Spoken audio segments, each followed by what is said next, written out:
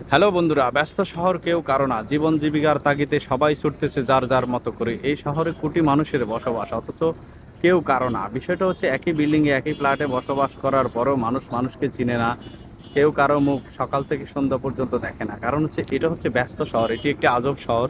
এখানে আসলে মূলত কেউ কারো না, সবাই নিজে বাঁচার জন্য ছুটতেছে। কিন্তু বাঁচার জন্য ছুটতেছে সেটা সত্য কথা, তারপরও আপনি যতই চেষ্টা করেন আপনি কিন্তু মানুষ ছাড়া চলতে পারবেন না। তাই অবশ্যই মানুষকে মূল্যায়ন করতে হবে, মানুষকে সাথে নিয়েই জীবন এগিয়ে নিয়ে যেতে হবে। কারণ হচ্ছে কি, আমরা যে যেখান থেকে যে পজিশনে থাকি, আপনারা দেখুন মানুষের কিন্তু প্রয়োজন অবশ্যই আছে। কারণ হচ্ছে আপনি যদি আপনি বাজারে যান, সেখানেও মানুষের প্রয়োজন আছে। আপনি যে কোনো কাজে যান, ঘরে যান, মানুষের প্রয়োজন আছে। স্ত্রী সন্তান থাকতে হয়, এটা হচ্ছে মানুষের একটা প্রাকৃতিক নিয়ম। তো এই নিয়মের বাইরে আমরা আসলে কেউ চলতে পারি না। তাই আমরা অবশ্যই চেষ্টা করব মানুষকে সাথে নিয়ে ভালোভাবে এই দুনিয়ার জার্নিটা শেষ করে চলে যাওয়ার জন্য।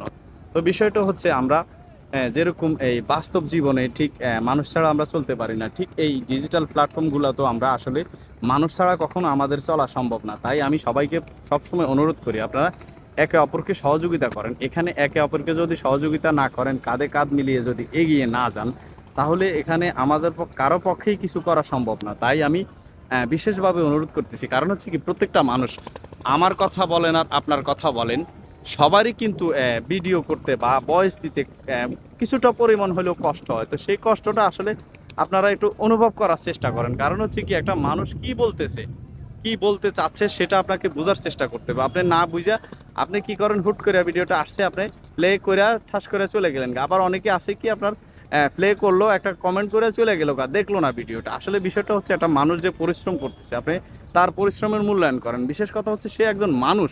তো মানুষ হিসাবে আপনি তাকে কেন মূল্যায়ন করতেছেন না? বিষয়টা হচ্ছে, আপনি যদি মানুষ হিসাবে একজনকে মূল্যায়ন করেন, আপনাকে আরেকজন মূল্যায়ন করবে। আপনি আপনার ছোটকে মূল্যায়ন করেন, আবার আপনার বড়রা আপনাকে মূল্যায়ন করবে। আসলে ব্যাপার হচ্ছে কি, দুনিয়াটা এমনই।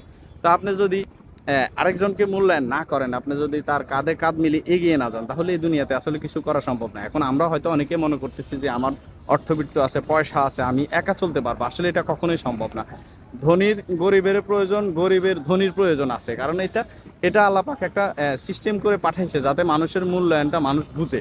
কারণ দেখেন আপনারা, হাতের 5 আঙ্গুল সমান না। তাই প্রত্যেকটা মানুষ যে এই প্ল্যাটফর্মগুলোতে সফল হবে এমন না। কিন্তু একটা মানুষ চেষ্টা করতেছে, তাকে উৎসাহ দেন। কারণ হচ্ছে সে যাতে এখান থেকে ঝরে না যায়। আপনারা সেই পরিমাণ একটু উৎসাহ দেওয়ার চেষ্টা করুন। যে যে যতটুকু পারেন আপনি অন্তত চেষ্টা করুন, যে একটা মানুষকে যদি আমার কারণে বা আপনার কারণে একটা মানুষ যদি একটা পজিশনে চলে যায়, তাতে আমাদের ক্ষতি কি?